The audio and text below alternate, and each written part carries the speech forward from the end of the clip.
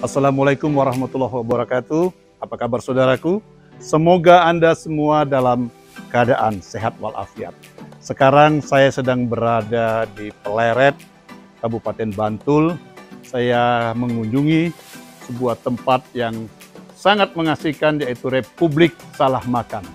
Jangan salah, ini bukan akan membuat republik sendiri, tapi bank kata-kata, kalimat-kalimat yang memberi kita motivasi dan memberi kita peringatan.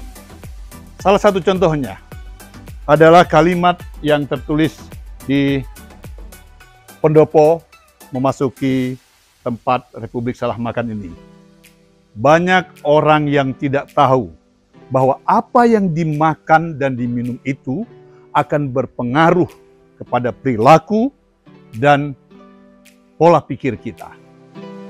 Ingat itu. Seperti apa? Ayo kita lihat.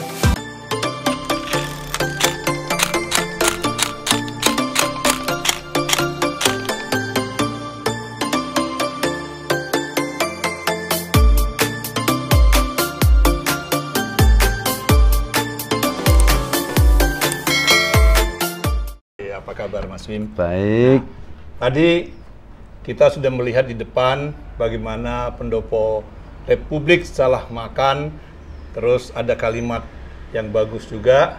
Banyak orang yang tidak tahu bahwa apa yang dimakan akan berpengaruh kepada pola pikir dan perilaku kita.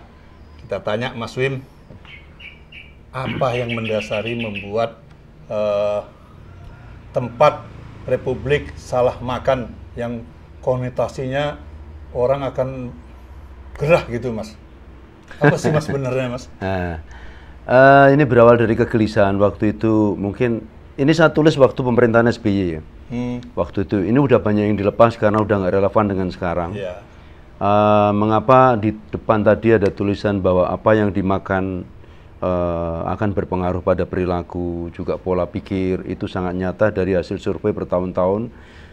Misalnya bahwa orang itu tidak pernah senang makan sayur, tidak senang makan buah, dan dia maunya makan karena gengsi. Yang dimakan yo pagi mungkin daging apa, siang sate, malam sate lagi mungkin, dan mereka tidak tahu bahwa itu berbahaya. Nah, ternyata berpengaruh pada perilaku, tingkat emosi, kemudian juga tentang tidak banyak orang yang melakukan suatu peristiwa yang kaki dulu yang berjalan, baru dipikir. Setelah dia mengalami benturan, baru dipikir. Dan sekarang banyak sekali. Pada waktu dia masih teriak-teriak, mungkin dia menebarkan kebencian, wah luar biasa. Wah, dengan gaya premanismenya kayak gitu, begitu ditangkap polisi, dia baru sadar dan dia baru nangis. Nah, itu pengaruh dari makanan juga, pengaruh dari makanan yang spontanitas. Ada orang yang lagi naik sedikit kaya, terus tiba-tiba perilakunya berubah, terus agak sombong dan sebagainya, hanya soal bayar parkir itu berapa tuh, hanya parkir katakanlah mungkin mahal-mahalnya misalnya 25.000, atau dia merasa bahwa lu parkir di mana-mana 2.000, misalnya mobil 5.000. Tiba-tiba mungkin karena faktor X, saya nggak tahu faktor apa, mungkin juga bisa ada parkir khusus yang akhirnya menjadi mahal, atau karena memang dia parkirnya dia begitu lama tiba-tiba menjadi mahal, lalu timbul masalah, lalu ada konflik di situ, sampai urusan polisi dan sampai urusan di penjara hanya karena soal uang parkir. Itu juga dari pengaruh makanan.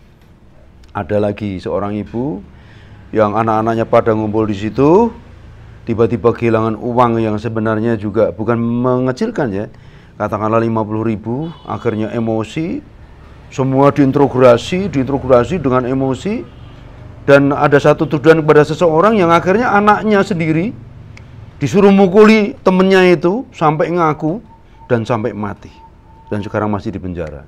Dan anak-anak yang di situ nongkrong tidak mau ikut mukuli dipaksa dan didoktrin kalau nggak memukuli ya dia diancam dan sebagainya. Dan seperti itu yang terjadi sekarang ini. Orang begitu mudah sekali emosi, tiba-tiba marah, dan begitu mudah melakukan hal yang sangat buruk, tapi tidak disadari bahwa begitu tahu tiba-tiba di urusan dengan polisi baru sadar.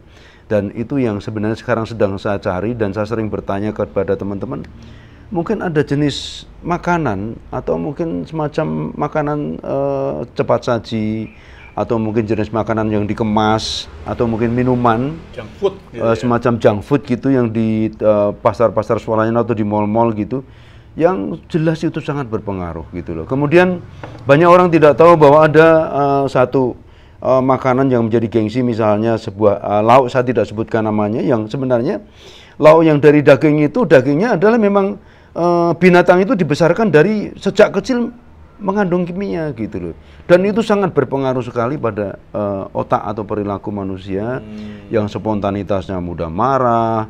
Misalnya tiba-tiba bayangin aja seorang anak gugat seorang ibunya sendiri, seorang anak ngusir bapaknya hanya soal warisan, itu dari makanan loh, itu dari makanan.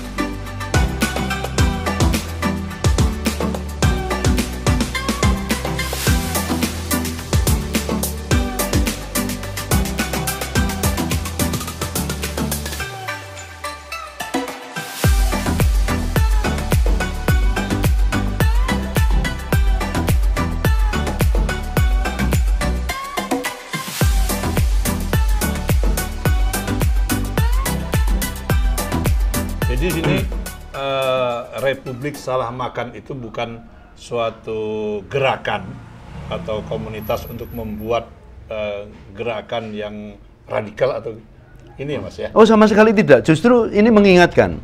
Banyak sekali di sini tulisan-tulisan yang bernada filsafat ya, tentang filosofi hidup gitu ya. Dan misalnya, motivasi ya? Ada motivasi, misalnya gunakan tanganmu untuk memberi, mengasihi, merangkul, dan bukan untuk memukul.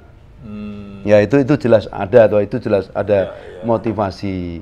Ya, jangan pernah membenci pada orang yang pernah menyakiti kamu. Siapa tahu kelak orang tersebut menyelamatkan nyawamu, dan itu terjadi.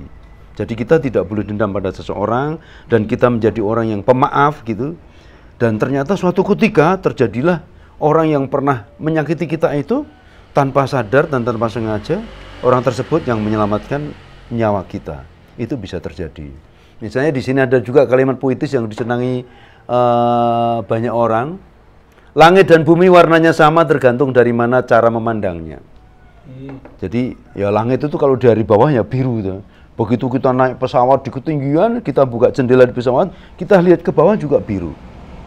Itu sama, silakan buktikan kalau nggak percaya. Dari situlah saya jadi nulis itu, karena terus kalau kita lihat dari filosofinya, sebenarnya kita ini sebagai manusia sama.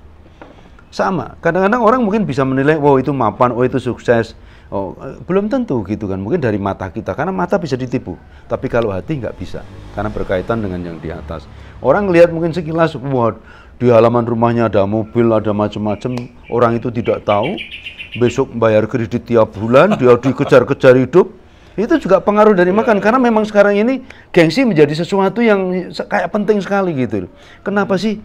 Kita memikirkan itu kan jadi pertanyaan bahwa enak dan tidak kan yang tahu hati kita sendiri, bukan hati tetangga, bukan hati orang lain, hati teman atau siapa. Nah, sekarang ini banyak orang kebalik, sampai-sampai soal ibadah di selfie, ditunjuk-tunjukkan. Bahkan yang bagus itu kan ibadah itu soal pribadi dengan Tuhan gitu, dan di sini ada gitu. Seperti halnya saya dulu awal-awal nulis ini juga sering dapat surat kaleng karena ada tulisan bahwa teriak-teriak menyebut nama kebesaran Tuhan sambil membawa pentungan. Menyebut asma Allah dengan penuh kebencian, itu kan nggak boleh. Ya menyebut asma Allah ya harus dengan yang indah, dengan irama yang ini enggak. Itu kan juga dari makanan. Itu dari makanan. Gitu loh. Nah, tentang orang-orang yang rakus misalnya, udah jelas misalnya, maka mengapa ada tulisan 90% jaksa, polisi, hakim di negeri ini cenderung bersandiwara di pengadilan karena salah makan.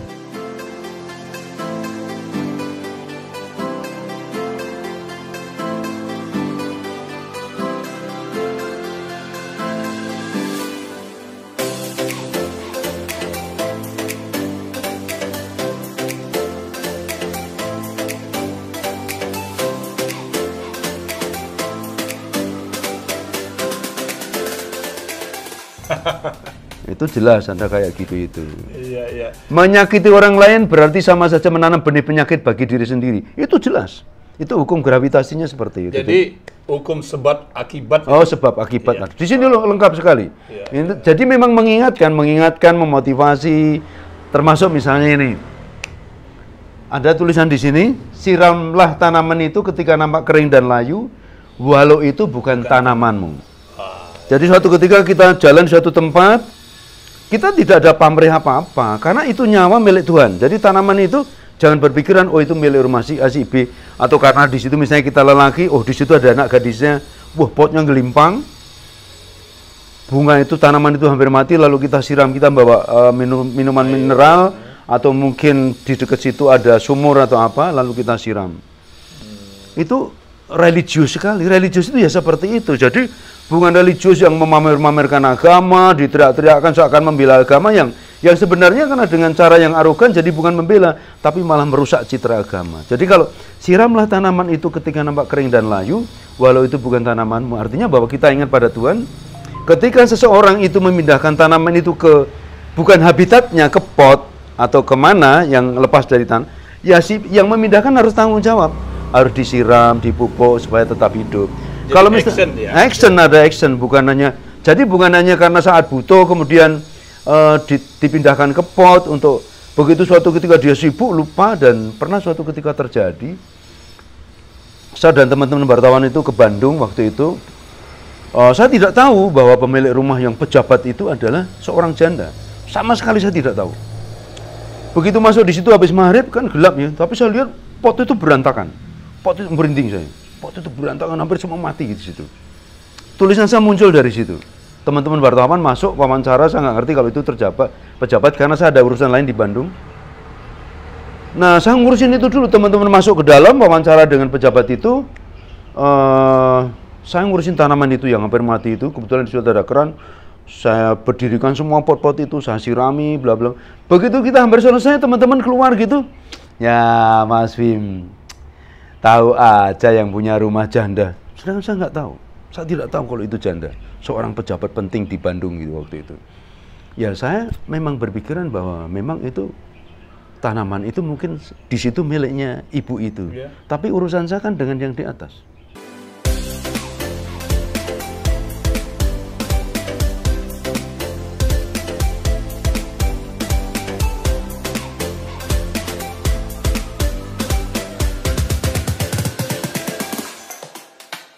Dan itu sebenarnya yang penting diajarkan oleh para ibu, para guru yang sekarang ini. Jangan hanya ngejar target, guru ngajar kurikulum selesai, nggak ada urusan kamu mau pinter mau nggak. Dan itu yang terjadi guru-guru sekarang ini. Kalau guru zaman dulu itu ada semacam ekstra 5-10 menit sebelum mengajar studi khususnya apa, dia guru itu ngajar apa, ada. Misalnya dia dongeng apa, atau mungkin bicara tentang, mohon maaf ya nak, Bapak agak terlambat karena ini tadi ban saya bocor. Lalu diulas di situ.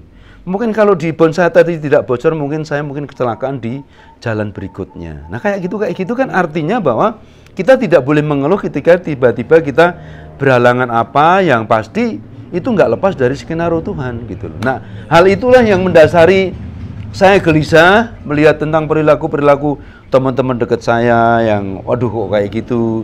Terus saya pelajari tentang perilakunya, juga tentang makannya, lalu berkembang sampai ke tingkat pejabat gitu. Sampai tingkat pejabat, ya orang-orang penting di negeri ini yang suka teriak-teriak, nyinyir. Ya pasti makanannya kayak gitu, lebih banyak junk foodnya, spontanitas, sehingga kalau dia ngomong ya seperti tak berdosa, dia nggak berpikir bahwa omongannya itu akan berpengaruh besar.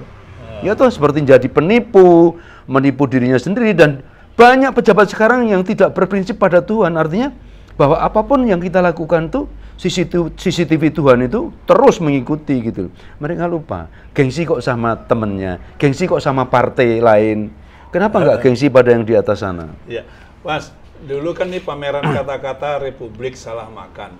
Ya, itu awalnya yang meresmikan siapa, Mas? Nah, ini makanya hampir di Juli nanti adalah 11 tahun. 11 tahun Republik. 11 tahun Juli nanti. Itu 24 Juli 2011. Itu kan jadi 11 tahun bulan Juli nanti teman-teman sudah pada mengusulkan untuk ada acara, dan waktu itu berdiri ini diresmikan oleh Gusti Prabu GBBH Prabu Kusumo, adik Pak Sultan. Dan kebetulan waktu itu saya lagi produksi film dengan Mas Surya Saputra. Jadi diresmikan yang dari artisnya Mas Surya, mukul kentongan, juga nulis di tanda abjad di situ, yang meresmikan 2 orang, tanda tangannya Mas Surya dan Gusti Prabu. Itu tanggal 24 Juli 2011. Respon mereka gimana, Mas? melihat ini? Ya kebetulan gini ya, kalau kita mau menilai tentang ini ya, tentang ide tentang Jalan Malioboro, jalan protokol non mesin sehari saja dalam seminggu, maka tukang becak, kusir andong, pedagang kaki lima, panen raya dalam satu hari. Misalnya Malioboro sampai Keraton dilarang ada mobil masuk, Ya. hanya boleh non mesin, andong dan tukang becak satu hari saja panen raya. Itu jelas, dan itu Gusti Prabu membaca itu. Maka ada perubahan besar Malioboro itu, ya pertimbangannya banyak. Termasuk kalau mau ngakuin ide itu, termasuk tulisan ini. Ini gitu. tahun 2011. gitu loh. Sementara pelaksanaan yang Itu baru kemarin, Baru kemarin.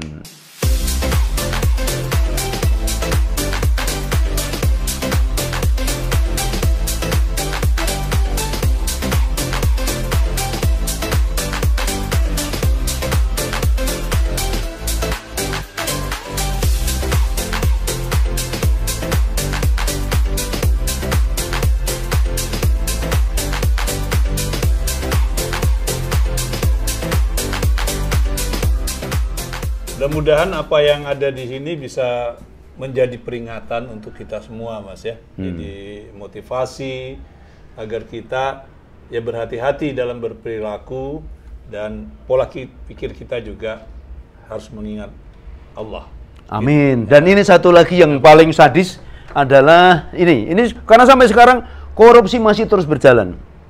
Gayus hanyalah tikus kecil yang dikorbankan, tikus-tikus besar blasteran anjing laut yang bisa menggonggong sekaligus menyelam. Itu benar-benar terjadi. Jadi kalau kemarin ada korupsi tentang minyak goreng, itu ya baru ikan kecilnya. Belum sampai ke anjing laut. Tikus-tikus besar blasteran anjing laut yang bisa menggonggong sambil menyelam. Sekaligus menyelam. Iya, dasar. Oke, saudaraku, semoga apa yang ada di sini bisa menjadi motivasi, bisa menjadi peringatan untuk kita. Jika Anda penasaran, Anda bisa datang kemana, Mas Wim? Ke Desa Pungkuran Pleret. Di sini ada Republik Salamakan. Anda pasti begitu ketemu Kelurahan Pleret, tanya saja Republik Salamakan. Itu galeri kata-kata. Jadi galeri itu isinya kata-kata. Karena tidak mungkin saya ikut demo yang udah nggak murni lagi, ikut demo yang kayaknya bayaran. Mendingan saya demo dengan tulisan-tulisan saya sendiri. Selain itu, saudaraku bisa melihat di sini ada beberapa poster film yang pernah Mas Wim menjadi sutradara dan Mas Wim menjadi pimpinan produksi. Iya, Mas Wim? Iya. Iya, ada Misteri Pasar Kaget. 2012 Misteri Pasar Kaget, Ya. kemudian 2015 Penjuru 5 Santri, kemudian 2019 Ku Tak Percaya Kamu Mati yang sekarang masih tayang di Astro Malaysia. Ya.